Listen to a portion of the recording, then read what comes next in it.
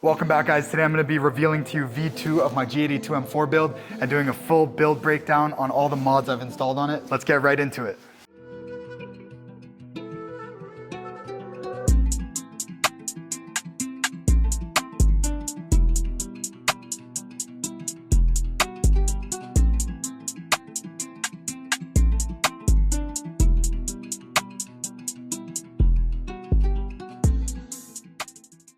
Alright, so starting off with the front end, I've installed a couple carbon fiber goodies, starting off with the front lip, which is from Auto ID. So I actually love this lip because the quality is amazing. I've actually smacked it down so many times and it's never broke. And yeah, it's great because if you see this clip of my girlfriend, she destroyed my last one. Fuck. This one, it won't happen because it's a lot better quality. But yeah, anyways, love this lip. Let's move on to the grills. So these grills are from Project Gamma. These are the GT3 style grills. So essentially it's the grills off the GT3 race car, which I love. They're a lot more aggressive.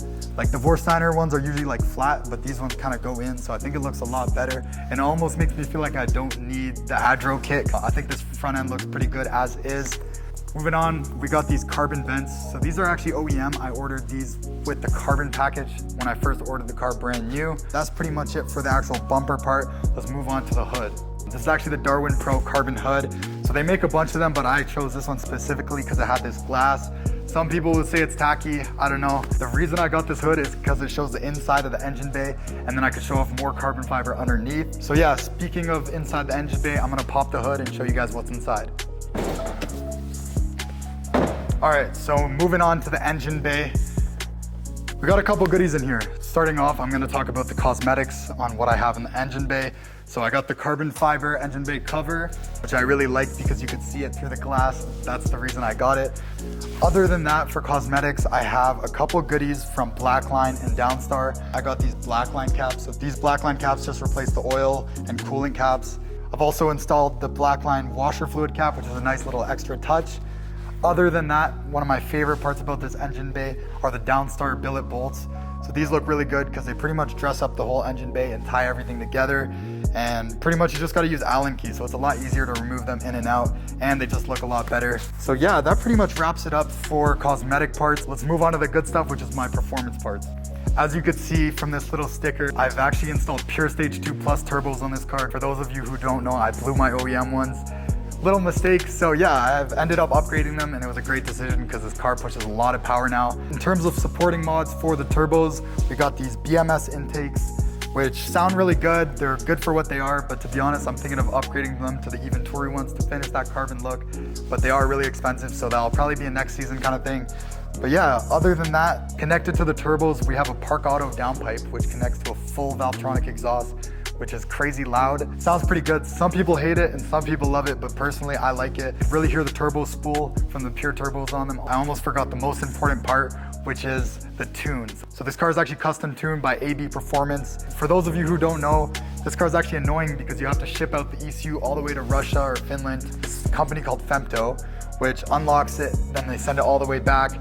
That way you could actually tune the car. So it's a little more of a process than traditional F-Series or whatever it is, but it's worth it because the power gains are crazy. I actually used to run the JB4 on this car and it was nice for what it was, but the power is not as crazy as this. So this was definitely worth the upgrade. But yeah guys, that pretty much wraps it up for the power and performance. Let's move on to the rest of the car in terms of cosmetics. For those of you who follow my Instagram or TikTok know that I've actually changed these wheels from my old one. I used to run the BC Forge HCA 381s. Time to switch it up because I damaged those wheels really bad hitting a nasty pothole. So yeah, here they are. These are the BC Forge MLE 81s. I really like these wheels. They're a little bit different, a little more old school than mine, but I think they work with the car really well. So I actually chose to do a 20-20 setup where I used to run a 21 and 20. But to be honest, when I ran a 21 in the back, I had to run a really small sidewall, which was 25. And I could feel every bump on the road, and to be honest, I didn't enjoy the car at all, especially with the bags, which I'll speak on after why I switched them. As you can see, these wheels have a massive lip on them, and that's because BC Forge actually custom makes your wheels for your vehicle specifically.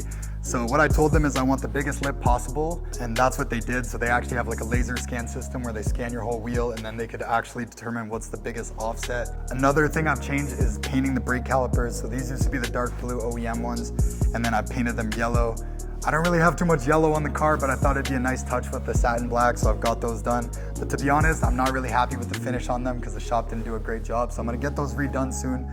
So I wanted to talk about my suspension. So as you guys know, I used to be on bags and I am no longer on bags. I am now on the AST Has kit and it has been a lot better. And for those of you who are wondering why I switched from bags, it's for a few very good reasons. And to be honest, I feel like it ruined the whole driving experience of the car. It was cool in terms of shows and slamming it on the floor, but I honestly didn't really enjoy the car. I just take it to shows, air it out, and that's pretty much all it was good for. Okay, so in terms of mods, there's not too many inside. Only a couple Alcantara goodies, like this Alcantara armrest. So that looks nice with the M pattern stitching. Also for the steering wheel, this is not my favorite, but it's actually an Alcantara steering wheel wrap. So I just put it on top, but soon I'm gonna be actually doing the LCI steering wheels. But yeah, that's pretty much it for the inside. All right, so moving on to the side of the car, all there really is these side skirts, which are from MAXTON Design. I really like these side skirts because they're simple, gloss black, nothing crazy. I feel like I've already overdone it with the carbon in a sense. So right here, we also got the M-Performance carbon mirror caps. Really like these because they're carbon fiber, obviously. But yeah, that's pretty much it for the side. Let's move on to the back. All right, so moving on to the back of the car, there's a couple things here. This is a Vorsteiner style spoiler, but it actually has these ducts that go through, so it makes it a little more aggressive, which I really like. Other than that, I don't know if this is a mod, but my custom plate. A lot of people ask me what this means, and Song D is actually my last name and then the initial of my first name, which is David. Moving on, we have these MAXTON designed splitters, and then this is the M-Performance OEM carbon fiber diffuser. Last but not least, I'm gonna be talking about my VALVETRONIC exhaust. So this is a full catback system. It sounds pretty good. I like it, some people dislike it. I know there's some controversy on VALVETRONIC exhaust, this and that. But yeah, I like it, so that's all that really matters. But yeah, without further ado, I'm gonna give you guys a sound clip of this exhaust.